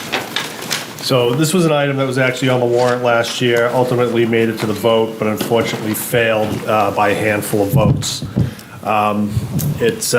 We combined two individual requests here, one for a sweeper replacement and one for our Great Bay total nitrogen permit, really with the goal of killing two birds with one stone and being able to leverage some available clean water SRF funding. So our wastewater facility operates under two different permits, our general permit as well as the Great Bay total nitrogen permit. That permit was issued, it's a regional permit that's issued to communities within, that discharge their wastewater to Great Bay. As part of that permit, we entered into an intermunicipal agreement with a number of the other communities for an adaptive management framework that was meant to try to stem off some of the more stringent requirements that would kick in at the end of the permit. A part of that framework includes a nitrogen reduction plan. And this request is ultimately to help us meet the goals of that nitrogen reduction plan. So through the replacement of our sweeper with a more efficient sweeper as well as an enhanced sweeping program, we're looking to reduce nitrogen loads into our stormwater, into our wastewater as well, and help us meet the requirements of that permit. And the sweeper itself is $400,000, and the actual program development is $12,000. So the $12,000 is 100% principal forgiveness, and a portion of the 400 has principal forgiveness as well, up to, I believe it's 72,000. Unfortunately, the principal forgiveness last year was a little bit higher. It was actually 96,000, so a bit of a step back this year, unfortunately, but still an opportunity to try to save some money through that. Judy? Yeah, I think the issue with the voters last year was they didn't understand the connection between the sweeper and the nitrogen levels, and so that just needs to be explained more fully. Yep. Yeah, I think this year we'll be pitching it as a total nitrogen permit, including equipment or something along that line. Wordsmithing. Any ideas on a motion to make this a I warrant move article? that we approve the Great Bay nitrogen permit sweeper. Second. Dave moves and Anna seconds. All those in favor signify by saying aye. Aye. Opposed? It's a vote. We can do it filling in for Andrew. Thank you. The High Street Cross Country Sewer Rehab on page 32. I mention it just because it was on the discussion list, but that has been put on the shelf for now, as there are still some funding and implementation issues to work out between constituents and the town. So that is will not be dealt with this year. Next item is the lead service inventory on page 35. It's a water department item. Steve? Yep. So there were some revisions to the lead and copper rule rather in 2024, mainly in response to some of the lead issues that they experienced in Flint, Michigan several years ago. But as part of those revisions, it required all public water suppliers to identify the material makeup of all their water services. As a community that, has a water system that dates back to the 1880s, you can imagine that we have some pretty old pipes in the ground, and our records are pretty old as well. So what we're looking for through this request is to continue our inventory of all the services and pipes in our system so that we can rule out the possibility of any existing lead services and come up with a plan to remove those that may be there. So we did receive a grant recently for $60,000 through New Hampshire DES. So we're actually looking to reduce the original request of 173 down to 113,000. This will be an ongoing expense probably for several years until we make our way through the entire system. We're hopeful as we move forward, we gain some additional information through investigations and potholing and things to that effect, where we'll hopefully be able to reduce some of these requests in outer years. But for the time being, we have placeholder in there for several years to try to tackle this. Do we have a sense, is there DES grant opportunities every year, or is this a one-off? There has been. This is a high priority of theirs, so we're continuing to just apply for those every time they pop up. I don't know, there may be other funding sources available as well, but we haven't entertained any of those at this point. We're just trying to get our hands around the initial inventory. Okay. So, Steve, Sorry. this is an inventory that you conduct by searching the records, but where there are no records, you've identified some pipes that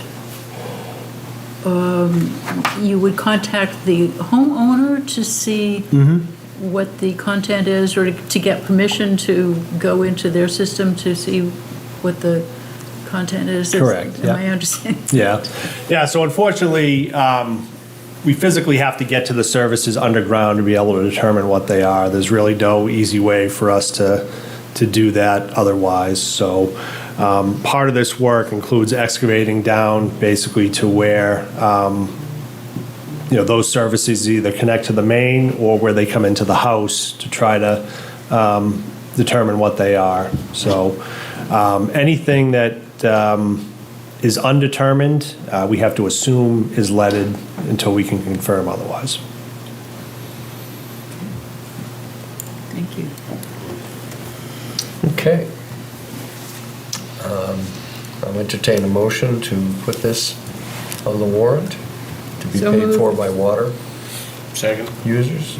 Judy moves, Jay Child seconds. All those in favor signify by saying aye. Aye. Opposed?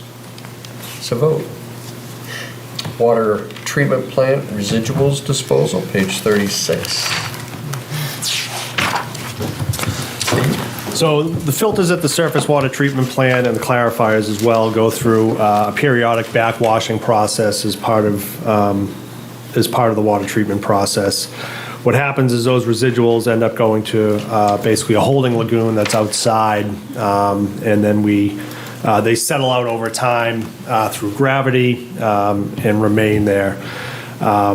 We need to remove those in order to create available space for additional backwashing in the future, in order to keep the plant operational. So this is really a routine maintenance item, but it is fairly costly. We typically do it every handful of years or so.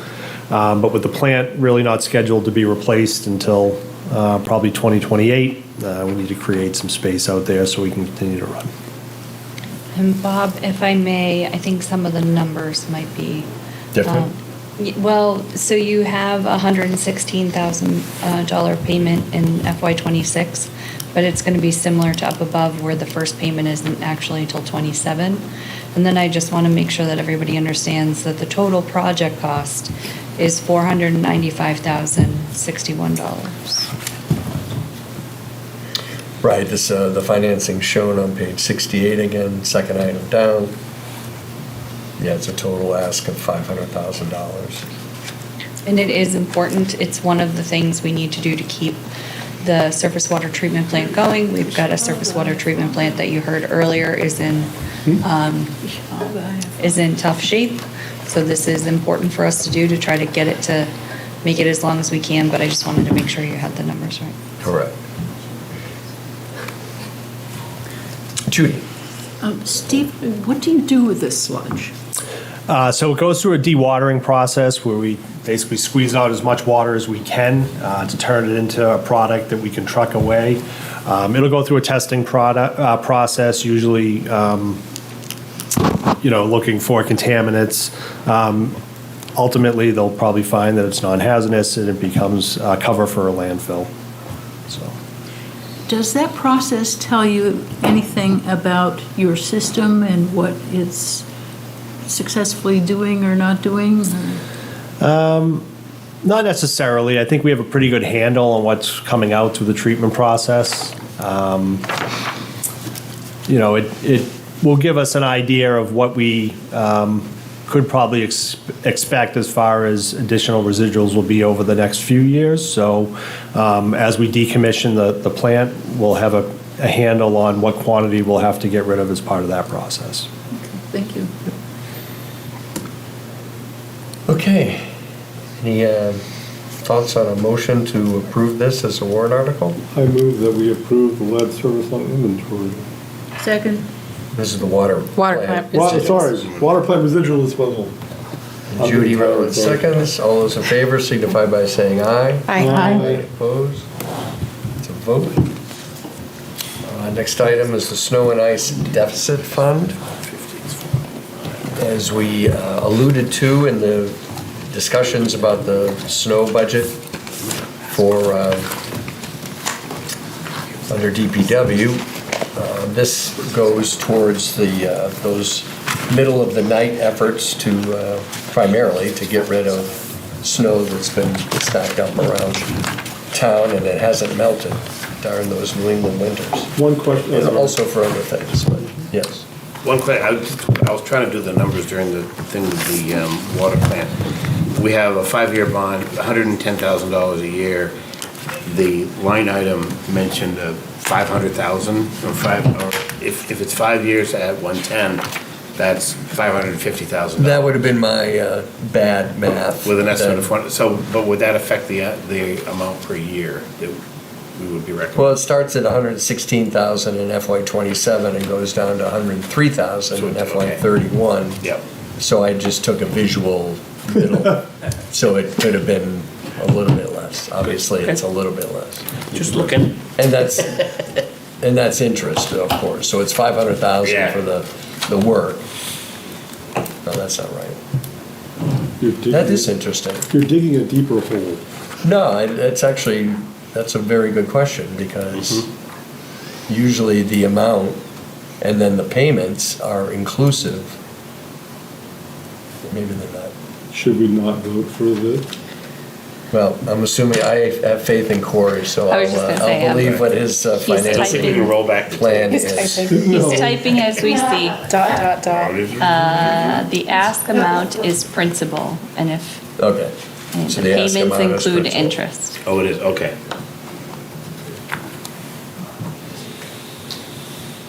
So the snow and ice is an annual fund. And the executive team has proposed that this gets paid for out of fund balance. But we still have to put it on as a warrant article. I'll entertain a motion thereof. Your turn. So moved. Jay moves and Chris Stewart seconds. Thank you, kind sir. You only- All those in favor signify by saying aye. Aye. Opposed? Aye. I wasted 5 words. every time. Okay, next is the sick Fine. leave trust fund. Do you want to speak to this, Melissa? No, I'm just kidding.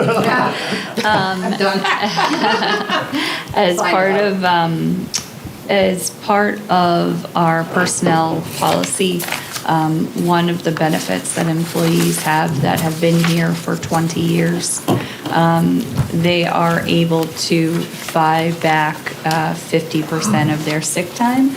It's an incentive to not use all of your sick time. And this fund is what we use when we have retirements. And so we had a few retirements this year. We expect a few retirements next year. Okay. If you ask the right question, I will say so moved. So Unless I say it Dave first. Kovar is moving to put this on as a warrant article. Do I hear a second? Second. This Judy. is a sick leave trust? Judy Rowan, this is the sick leave trust fund, and the executive team is proposing to pay for this out of fund balance. So there will be no new taxation. All those in favor signify by saying aye. Aye. Opposed? It's a vote.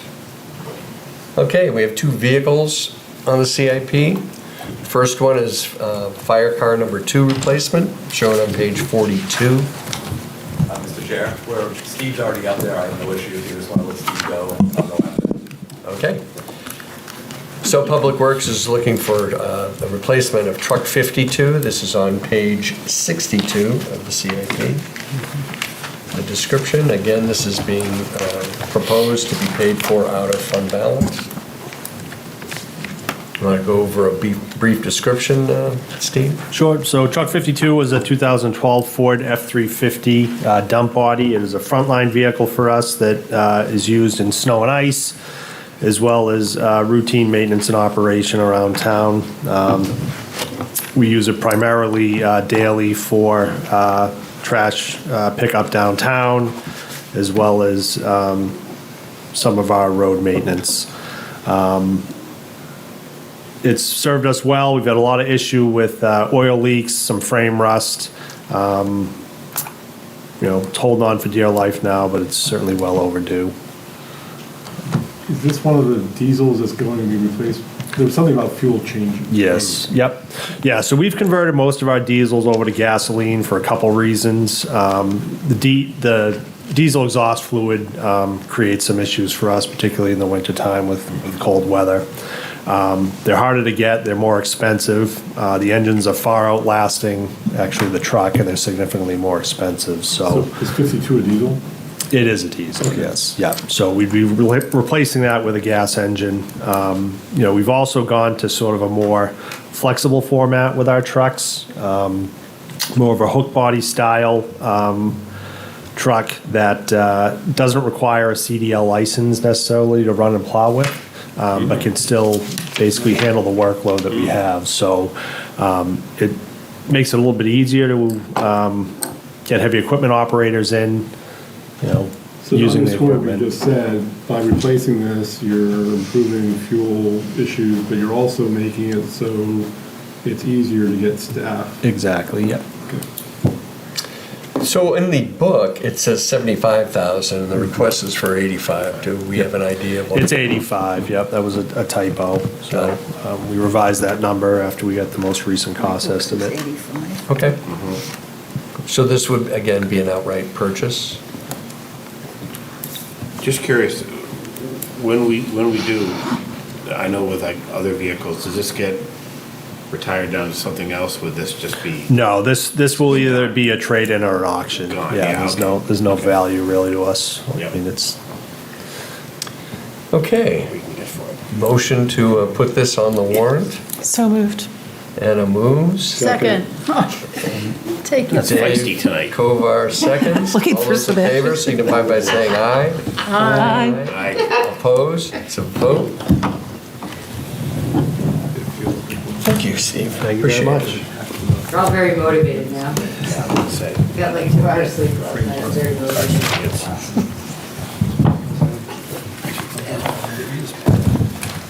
Now, on to page 42.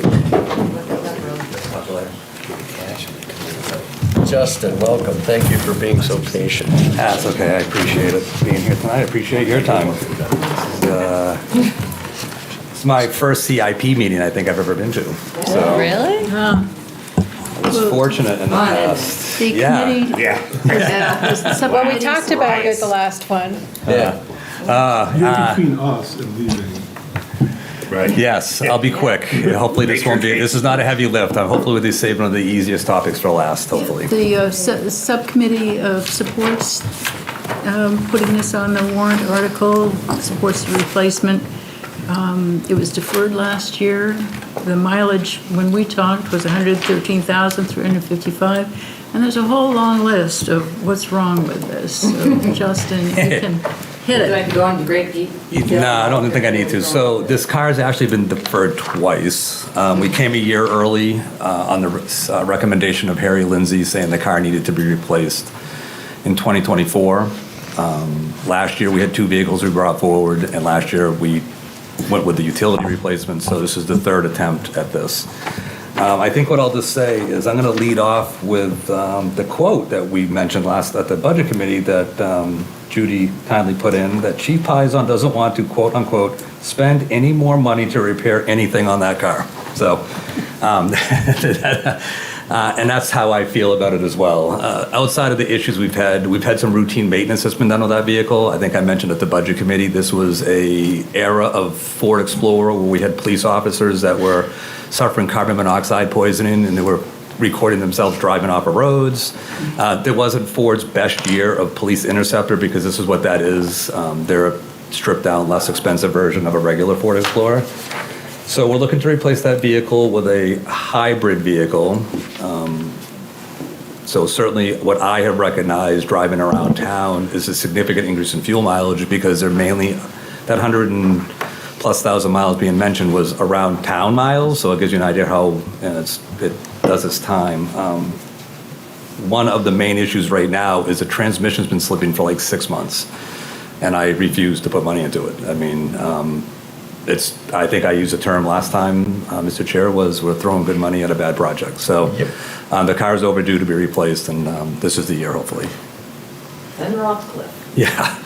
Okay, again, this would be an outright purchase. $67,194 is the estimate.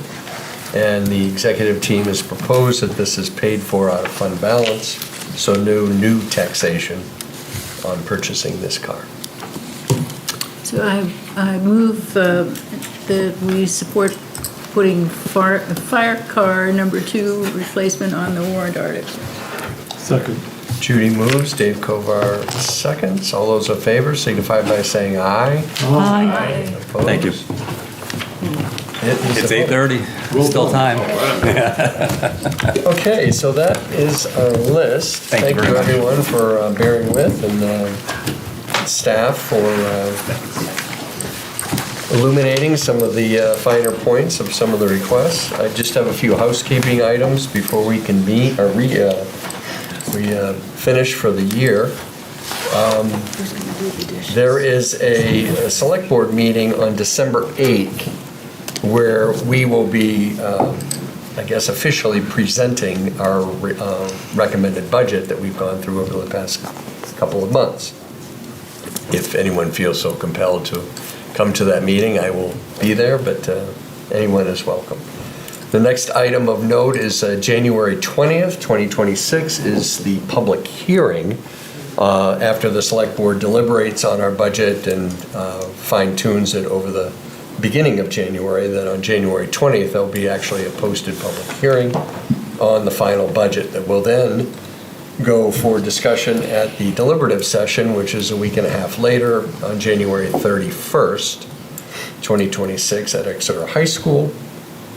And then finally, the voting by the town will happen on March 10th, Tuesday, 2026. So there are 4 more, let's say, swings at the budget, but I really want to thank everyone for the 7 of us who are left. It's a war of attrition, Bob. Dropping away. Yeah, thank you for bearing with on all of these. A lot of great projects and items that were brought forth, and we did our deliberation, so thank you everyone.